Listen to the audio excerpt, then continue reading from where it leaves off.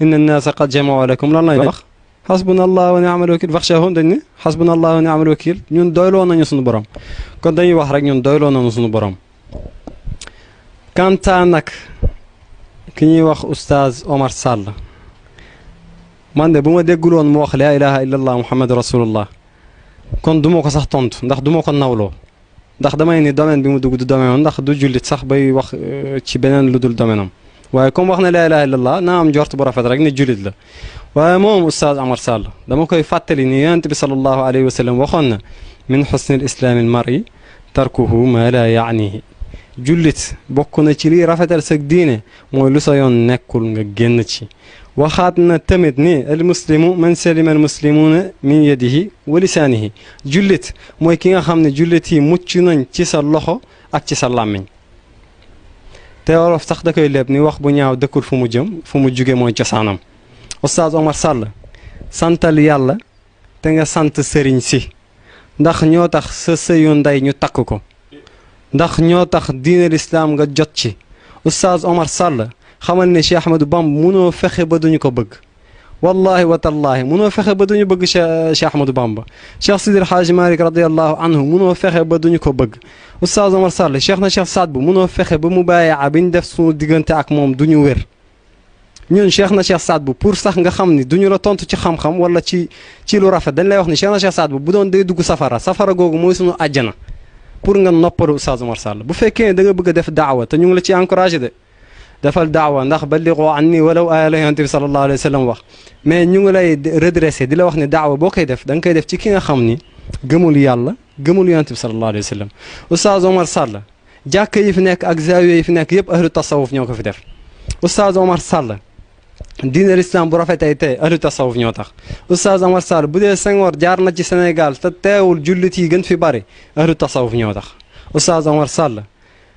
innama al muminuuna ixwa waslihu bayna axwaykum bu dee gëm nga ni bëgg nga yàlla bu fekkee gëm nga ni diine l'islam ngay wooteel bëggalanteel ak say mbokk jullit xamal ni nag góor googu nga laal moom cheikh na cheikh Mouhamed Fadel nga xam ne xamoo ko benn histoire bi ngay dingat jurul cheikh na cheikh Saad bu du histoire boobu ci la cheikh na cheikh Saad bu ñëwee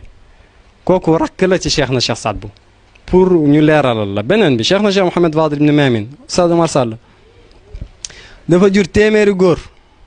téeméeri góor yooyu fu nekk nga dugg fu ne pour tasaare diine l'islam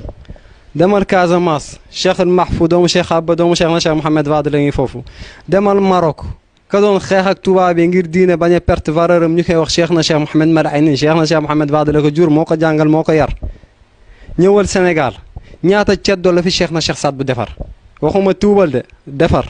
defar ba ñuy jàngale diine l'islam oustaz Omar Sall ñun li ñu lay wax mooy mag bu amee sutura moo ko may boppam comme li ñu sunu maam jàngaloon rek waqiru shayba walaw kana abda na ngeen ormaal borom béjjaaw même bu dee sax jaam la comme yow doo jaam te am nga béjjaaw dinañ la ormaal waaye dinañ la xamal ni cheikh na cheikh Mouhamed Fadel ibn Maamin du sa moroom du sa moroomu ndey du sa moroomu baay kuy sa moroomu baay du moroomam li nga war a def mooy nga ñëw ñu may la ay téere cheikh na cheikh Mouhamed Fadel ibn Maamin nga jàng ci ndax nga mën a wéral sa diine lii tënk nag wax ji rek mooy képp ku weddil nitu yàlla karaama xamal ni weddil nga ko yonent ndax lu dagan ci yonent pour mu nekk mu'jiza rek dagan na ci nitu yàlla pour mu nekk karaama beneen bi tamit mooy inna allaha ala kulli shay'in qadir yaa xëy xanaa jàngu aaya bi wala xanaa jàngu baat yi ci alquranul karim lan la yàlla tële ani asxaabul kahf ustaaz Omar Sall laylatul isra wal mi'raj bi yonent bi sallallahu alayhi wa sallam di jiite yeneen yonent yi fu ñu nekkoon ñoom Isa ibnu Maryam ci ban univers lay dund fi mu toll nii Isa ibnu Maryam ani baayam ka yàlla rayoon téeméeri at mu dekkil ko dekkil mbaamam nekk medd moom il est resté intact ak ñamam kooku kan la